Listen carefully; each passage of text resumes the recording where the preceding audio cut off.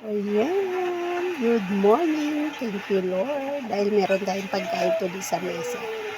Ayan, unang-una po, mega love shoutout sa inyo, everyone, sa mga subscriber ni Ate Mar, sa walang sawa niyo pong suporta sa akin. Maraming salamat po. Ayan guys, share ko sa inyo ang aking almusal. Sensya na malakas yung TV. Kagabi kasi guys, ulam namin ginisang baggy beans na may halong corned beef. So, ayan, madaming tira. So, almasalin natin kasi sayang naman. Ito pong, paksiw. Bagong luto ngayong morning. Nagpaksiw yung asawa ko. Paborito niya to ako din. Tapos kagabi, yung ulam din namin. Ayan, paksiw. Pata, ay nilagang pata, may natira pa, isang peraso. So, kakainin ko sayang eh. Meron pa rin, tinirang bagyo din, sayang. Almasalin natin. Siyempre, may tira din kaming pakwan kahapon. Ayan.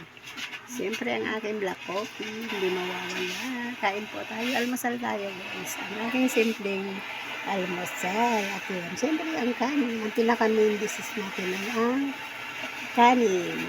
Ayan. Kain po tayo. Good morning po. At maraming salamat po sa inyo. Happy weekend. Weekend po.